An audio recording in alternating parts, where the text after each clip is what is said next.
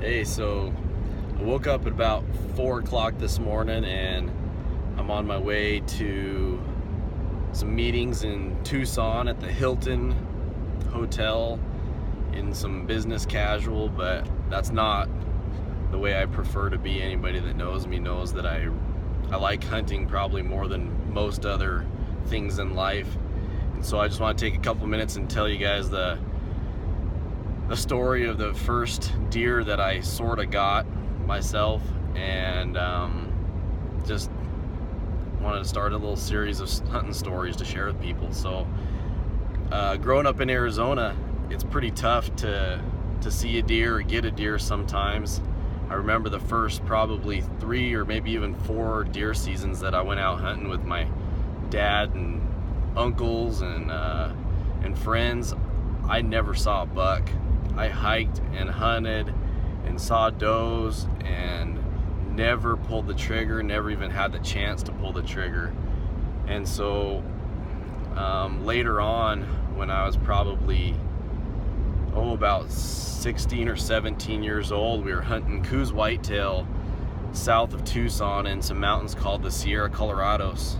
And same kind of thing. I'd almost gotten to the point where I thought that, bucks didn't really exist, that it was just some kind of a mythical creature people talked about. And this hunt was the same way. I mean, it was probably the third day. Still hadn't seen a buck. I'd seen a couple does. I had some Mearns quail fly out at my feet and just scare me so bad I almost wet my pants. But the third or fourth day, my dad and I started to hunt together and decided to try and work some strategies where, he would go hike over the top of a mountain to the head of a saddle, and then I would work around the other side in hopes that some whitetail may jump out and run through the saddle where he was waiting. And so we did this back and forth, and we were working that very same strategy in this one spot. And I came all the way up a ridge line, and my dad had gone up on the other side of the mountain and was just waiting for me to come around to see if any deer might have been pushed out working ahead of me, because those whitetail will do that sometimes. They'll hear you coming and they'll move out ahead of you and kind of double back on you around the other side of the mountain. And so I finally got to the end of the mountain, right at the head of a saddle and draw, to the point where I could see my dad. He was up above me, standing up on some rocks, and we're waiting there for a few minutes. And right at the point where you think, okay, well, we've worked this spot out and there's nothing here, it's empty, and what are we gonna do next? Right about that point, like I think anybody that's hunted enough knows, right at the point when you don't expect something to happen, that's when they jump out. So that's what happened. This buck jumps out right in front of me and takes off running. And mind you, again, this is the first deer with horns that I've seen in 3 or 4 seasons of deer hunting, and I've never killed a deer before. I got so excited that I pulled my rifle up, and I got buck fever so bad. I mean, so bad. I didn't even pull the trigger on my gun.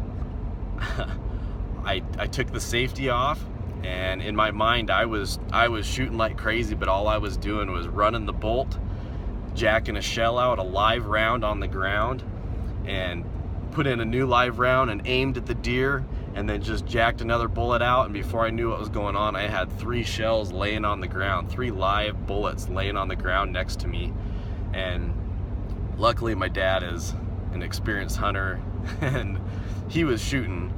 And the other part of the story is he'd actually twisted his knee a couple days before and was having kind of a hard time hiking very quick, and so that's why we'd set him up in a spot and I'd kind of do the bird dogging for him.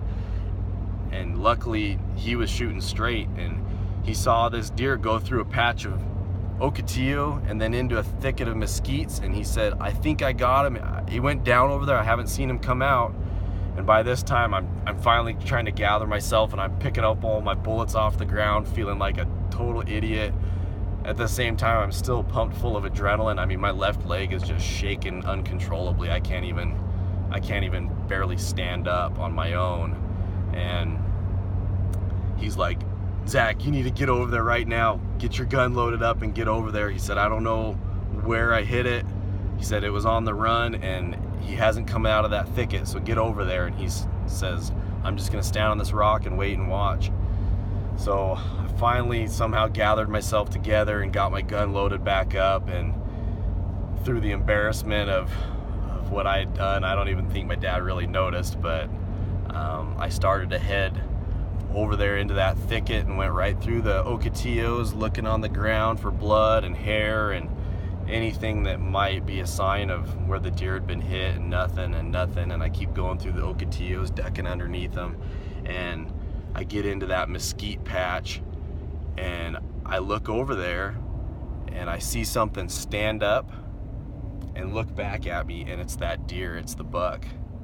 And so luckily I kept it together this time, and I was carrying an old 7mm Mauser that was my dad's loaner gun. He let people borrow it and let me borrow it. So I pulled that up, and it was close, maybe 35, 40 yards away, 50, I don't know, somewhere in that range.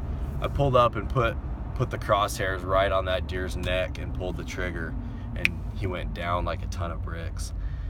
Oh, I couldn't believe it. I went right over there, and I was, you know, the first thing a lot of people do, you know, I knew he was down and dead, and I put my rifle down, leaned it against a mesquite tree, and started to look the deer over, and I was looking for where my dad had hit it or what other wounds it might have.